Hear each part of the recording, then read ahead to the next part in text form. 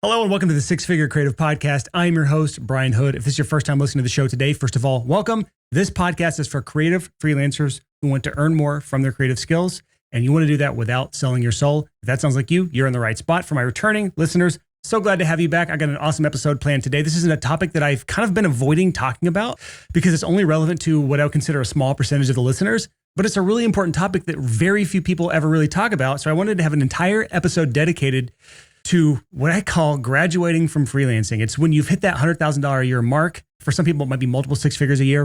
And you've hit this plateau where you've tapped out what you can do. Everyone hits this at a different limit, but there's only so much work you can do as a freelancer before you just hit that upper limit. For me, it was about $180,000 to $200,000 a year as a freelancer doing audio production or music production. And what can happen when you hit this limit is that we start feeling satisfied. We start getting complacent. We start thinking too small. We start thinking, all right, I have arrived. I am successful now. And if you aren't there yet, maybe you're somebody who's at the beginning of your journey right now and you haven't quite hit that six-figure mark or that part where you feel like you've plateaued out, you will eventually hit this. So it's so good to know what your journey will end up at some point. And a lot of freelancers, they fall into this trap, and it's a wonderful place to be. It's still a trap. It's where you have a seven-figure skill set stuck into a six-figure opportunity. And I've just seen this time and time and time and time again. I've seen this from close friends. I've seen this from acquaintances. I've seen this from my own peers. I've seen this from people that I know of that I don't know personally. And it's always a very similar path. They spend years honing their craft. They work their way up the ladder. They do all the right things. They get their careers to this point, and then they just plateau. Many of them end up just coasting for a long time, and they start to feel stagnant. I think as human beings, we're just meant to progress in some way, to feel like we're always moving forward towards something new. And that's why most video games have this level progression system, especially RPGs, because we just like to have this sense of progression in our lives. And it's like if you were playing the same level on a video game over and over and over and over again every day, it would get old. It would start to feel stagnant, and you would start to question whether or not you're doing the right thing. So my hope for this episode is that it spurs some of you ahead that might be in this position where you really aren't reaching the impact that you could reach if you were able to move outside of your very limited bubble that you're in right now, that you've worked yourself into. Because I've seen people who spend 20 plus years building a name for themselves, building out that T-shaped skill set as a freelancer that I talked about on episodes 235 and 236, where I talk about the full stack freelancer. All of those amazing relationships and that network that you've built up. But in the last 5-10 years, you probably have started to feel stagnant a bit. And if you're happy with where you're at, by the way, if you're happy doing the same thing over and over every day, even if you've hit that upper limit and you're completely satisfied, that's not who I'm talking to. If that's you and you're the type of person who can do that and feel fulfilled and satisfied and feel like they're not wasting an opportunity or not moving towards something that they should be doing, if that's you, move along. But this is for those people who feel that sense of a deeper calling from what they should be doing, and they want to maybe entertain the idea of what might be considered graduating from freelancing. This is where you start to stretch and work those entrepreneur muscles. And if you do this for the wrong reason, this is literally what I talk about at the beginning of every episode. You're earning more at the expense of selling your soul. We don't want that. But if you do it for the right reasons, then I truly believe you're stepping into your calling. Every one of us have a different thing that we're called toward. All creatives are called towards something. And I cannot think of a bigger waste of talent and skill and experience than to not step into your calling as a creative. And if you do step into your calling and it happens to be graduating for freelancing, and you're like me, where you want to have you're honestly ADHD and you want to have your fingers in all the different pies and have a bunch of different fun along the way, then there's a few benefits that come from this if you do make this step. The first is, if you're wired like me, there's more fulfillment in this. Just like video games where you feel like you're constantly leveling up and you need that sense of progression to feel satisfied and fulfilled. That's the first part, because you're going to have a lot of new experiences all along the way as you're completing this graduation. And then the second part is you're going to experiencing new challenges all along the way, because I am a problem solver by heart, by trade. That is my secret sauce. That is my skill set. That's the thing that I think sets me apart from a lot of people, is I look at every pain point that I have as a problem that needs to be solved. And that excites me. But the second thing is there's more impact involved with this. I remember back when all I was doing was freelancing and I was working with 1 to 2 clients at a time, there's not a lot of impact with that. I'm affecting the lives of 1 to 2 people. Now I've diversified in a lot of different areas, and we'll talk about some of those and what ones might make the most sense for you. But I have much wider impact right now because what I do touches hundreds of thousands of people, maybe millions, definitely millions over the last decade, compared to just working with 1 to 2 clients at a time as a freelancer. Much bigger impact. So if that sounds interesting to you, let's dive into this. I've got 3 different methods for graduating from freelancing. And before I get into those, I want to do a quick refresher on an episode we did way back in the day on episode 185 and 186. It was called The 6 Levels of Freelancing. And the reason I want to talk about this is because if you try to do this graduation step before you're really ready for this, it's going to be more pain than gain. So let me quickly recap those 6 levels, and then we can talk about where graduation fits into those 6 levels. The first level is the yes mode freelancer.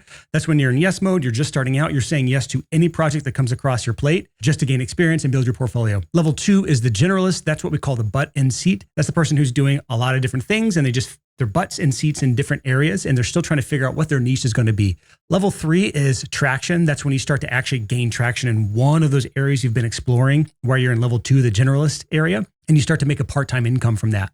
Level 4 is the pro. That's the full-time person. That's where you start to go deep in one of those areas where you're a specialist. Level 5 is the 6-figure freelancer. That's the person who's found a way to greatly monetize a skill set in some niche or some market or some industry, and they're earning a substantial living from their income. And then level 6, only after you've passed that 6-figure freelancer mark, level 6 is graduation. That's where you have graduated from freelancer to entrepreneur. So this episode is dedicated to that 6th level. It's all about what to do once you've gotten past level 5 and you feel that pull or that calling to graduate. This is a completely optional step. I cannot stress that enough. This is not me saying that every single freelancer who's ever hit 6 figures has to graduate. I'm not even saying that those who graduate are better than the ones who don't. I'm just saying this episode is for those of you if you felt that pull, that draw, that calling to something bigger and for you, better. Again, this is not, quote, a better path for everyone. It's only a better path if you feel that calling. So let's talk about those 3 options for graduating from freelancing.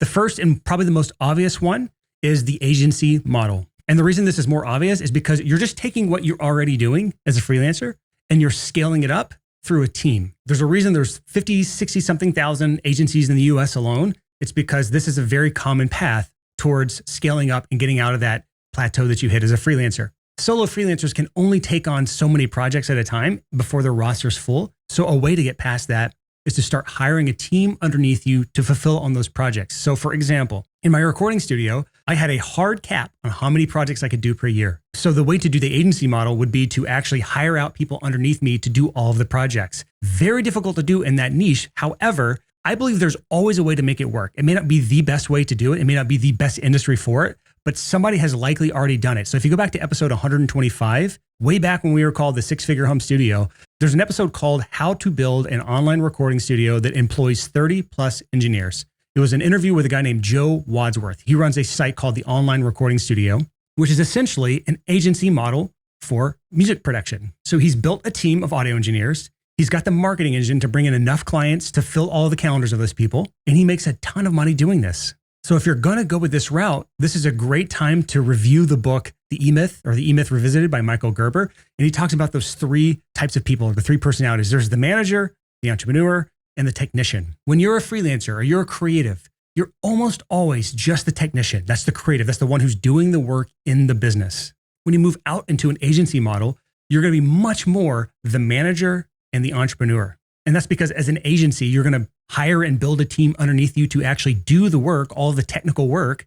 So you need to be great at hiring. You need to be great at leading. You need to be great at managing, at setting expectations, at holding people accountable for what they say they're going to do, which is a totally different skill set than just a freelancer, just a creative. On the other side of things, you have to be the entrepreneur as well, because in an agency, you're steering a much bigger ship. As a solo freelancer, you can just make decisions on the fly, and the only person you have to bring along for the journey is yourself. If you decide to pivot and go another direction by yourself, that's easy. But when you start building an agency and you have a team underneath you, you have to make decisions with more people in mind, and that creates the need to be a better entrepreneur, to not just make snap judgments, to not just make half-assed decisions to change things all of a sudden. So that's option 1. That's the agency model. That's one way to graduate from freelancing and build up to a 7-figure, multiple 7-figure business. Matter of fact, I was listening to a podcast earlier where someone had built a $500 million per year agency, which is insane to me. But for many creatives, that's a big step.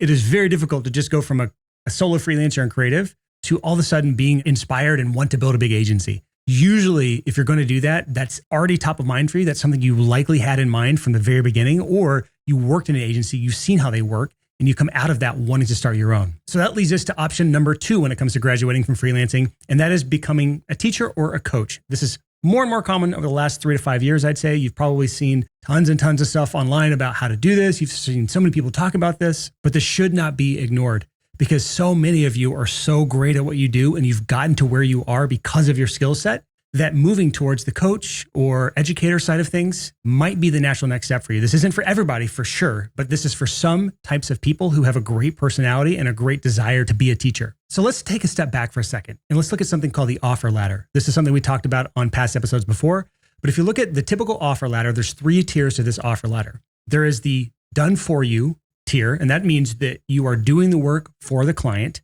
That's just the general freelance or agency model where someone's coming to you with a problem that needs to be solved, or they have a goal they're working towards, whether it's they need their wedding photoed, or they need a new website created, or they need their album produced, or they need new headshots, or they need new visuals for their influencer brand. I don't know. Done for you means that you do the work for them. That's the top tier. It's usually the most expensive. And that is the general freelancer or agency model, the service-based business. The second tier, the one below that, is called done with you. And that's where instead of you do the work for them, they're doing the work. They're responsible for doing it all, but you're guiding them through the process. This is more about the coaching side of things. So if you are helping someone take better headshots, you're helping someone. I don't think the wedding photo industry is really going to move to the done with you option. So we can ignore that one. But if you go towards like the music production, it's a very common one where you're guiding an artist through learning how to self-produce, or you're working with certain brands or small business owners on building their own websites from scratch, et cetera, et cetera. This is called done with you, where they're doing all the work, but you're guiding them through the process, maybe giving them feedback, where you're helping them get past roadblocks. Maybe you're giving them little nudges to get things done through accountability. And then we get to the bottom of that offer ladder, and that's do it yourself, DIY. This is where you're more of a teacher than a coach. A coach helps them do things. A teacher just says, here's how to do it. Now go figure it out on your own. So this is where you get courses. Books kind of fall into this category. But this is where you're just saying, here's how to do the thing. Good luck. Good luck and Godspeed. This is arguably the most difficult way to make this transition, especially if you don't have any other experience with education or teaching or building a base of clients, because the business model here needs to be just as sound as it was when you were freelancing. The 2 metrics that matter the most for this or freelancing is how many clients do you have in a year? And then how much is each client worth on average? Your AACV, average annual client value, or average annual customer value. If you're selling courses, you consider them customers versus clients. But how many clients do you have? How much are they worth? Whether you're a freelancer or you're offering coaching or you're doing courses, if you choose this path of being a teacher or coach or consultant, you still have to have sound business fundamentals. And that means you still need to understand client acquisition just like you would whether you're a freelancer or not. And generally speaking, done with you and do it yourself, where you're doing coaching or courses in the education space, because this is more scalable, you have to build a new skill set, usually around either content marketing, where you're building some sort of organic source of leads and sales. So that can be social media, short form, long form content on YouTube. It could be a podcast like this, or you have to start learning how to be a marketer a bit online with using paid acquisition strategies. You could also do things like affiliates. There's a lot of other strategies you could use to grow this. It's beyond the scope of this episode, but that's the second option for graduating from freelancing and moving to that next level, is doing the teaching or the coaching, AKA the do-it-yourself, DIY teaching, or done with you coaching side of things, where you're walking them through a process that you've developed. This, by the way, I hadn't even talked about myself in this, but this is what I do and have done. This was actually the first thing I ever did to graduate from freelancing in 2015. I launched a mixing course. I was mixing heavy metal music, and then I launched a course called From Shit to Gold. You've probably heard me talk about this before if you've listened to the podcast. And that led to about 30 to 40% of my income that year from a course that I launched like the third quarter of that year. So it was like, I want to say September-ish, around that time, I launched this course, and that still accounted for a very large chunk of my income. And that was the first time I'd ever stepped towards the graduation from freelancing steps. So I've launched multiple courses, and then now I actually do coaching. So I did it a bit backwards. I did the course thing first, and then I did the done with you, the coaching thing, which is what I help with now. I help creatives and freelancers get more clients through client acquisition strategies. So now it leads us to option 3, what I call selling shovels. If you've ever heard of, there's a quote I'm going to butcher here, but it's something like, in a gold rush, you want to sell shovels or sell tools, something like that. And this is, again, an opportunity that many freelancers and creatives could move into, because they're in a unique position to understand themselves, AKA their clients, if they're selling to themselves, more than anyone else. And so when you're selling shovels, you are selling essentially the tools of the trade. What are the things that are going to help people like you get to the outcome that they want. So this is something else that I've done. I've released 2 software products. One is called FilePass. It's file sharing and collaboration and paywalls for the audio industry so that when you send files to your clients, they can't download them until they pay you. They can collaborate and leave timestamp comments on all the files. Wonderful platform. It's done very well. But I launched that in 2018 or 2019. And that was a tool for the industry. I also have Easy Funnels. That is a website and funnel builder with email marketing software built in and appointments and scheduling, everything that a freelancer would need in order to run their freelance business. That is available as well. That's another tool that I sell that helps the industry that I understand because I grew up in this industry. I know freelancers inside and out. I know what they need. I know what they hate. I know what they like. I know what they don't like. I know what they think they want, but they actually need. And I've developed software to help with that. So there could be certain software that you could develop depending on your skill set or partner with people, which is what I do. I'm not a developer. I don't know code. Partner with people to help develop the software for your industry and then bring it to them. I've also seen people launch hardware, which is very difficult to do from what I understand. I've never gotten into physically manufacturing a piece of hardware and then trying to sell it. That sounds like a nightmare to me, but I have seen it done, especially in the audio industry. I've seen people launch pedals and gear, whether it's guitars or guitar pedals. I've seen people create compressors and preamps. There's a lot of boutique gear that people are releasing now, especially in the audio space. And I would imagine certain industries, again, every niche is different, but certain industries would have hardware opportunities, especially if you are drawn towards that world. Again, these are just all options that you have as a freelancer, depending on your skill set and desires. I would imagine that most people are not interested or capable of developing, manufacturing, and sourcing and selling hardware. So the third option when it comes to selling shovels or tools is digital products. This is much easier to do, especially if you already have these things created. This is usually one of the first transitions I see people start to make when they're graduating out of freelancing into a more scalable business. So it might be that you are selling templates that you've already developed, like videographers, they have LUTs they sell, or you'll see people that are selling contracts, anything that can be delivered digitally that is a valuable asset, that is a tool to help that person get to the outcome that they want is a viable way to do things.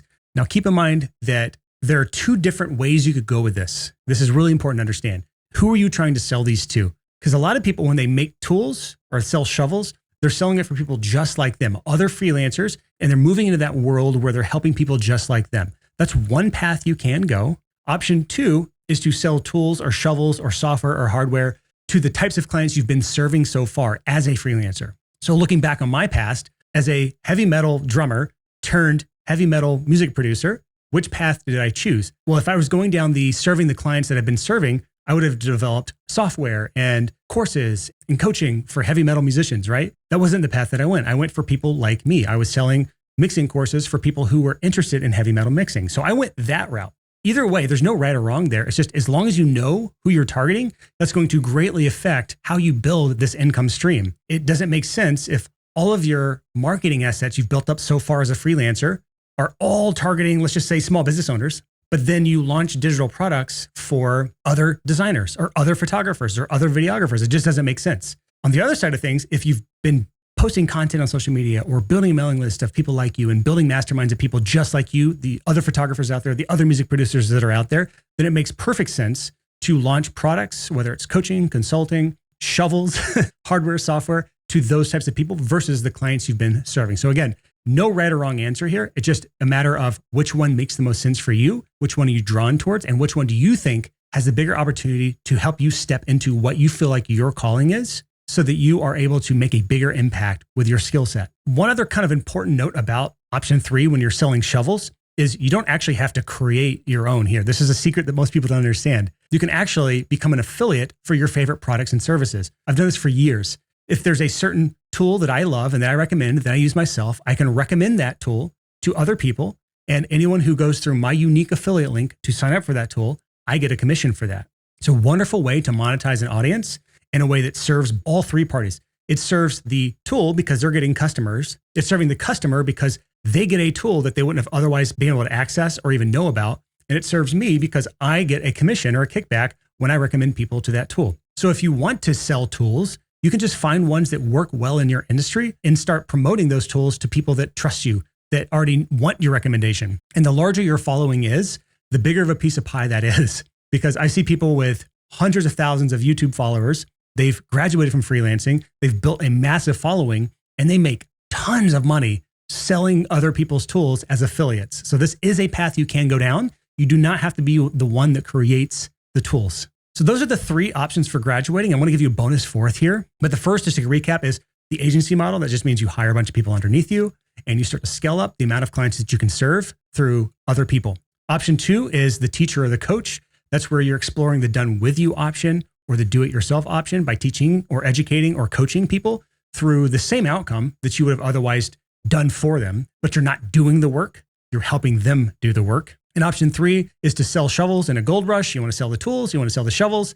There's an option there, whether you're creating them yourself or you're partnering with companies as an affiliate to sell their tools to your audience. But bonus, option 4 is the approach that I've taken. It's the hybrid approach. That's where you take bits and pieces of each of the 3 options and you create your own unique approach in whatever order that you want to do. What is most appealing to you right now? What makes the most sense for you right now? What are you most drawn towards? And what does your skill set make the most sense to do right now? It might be that you want to be a teacher.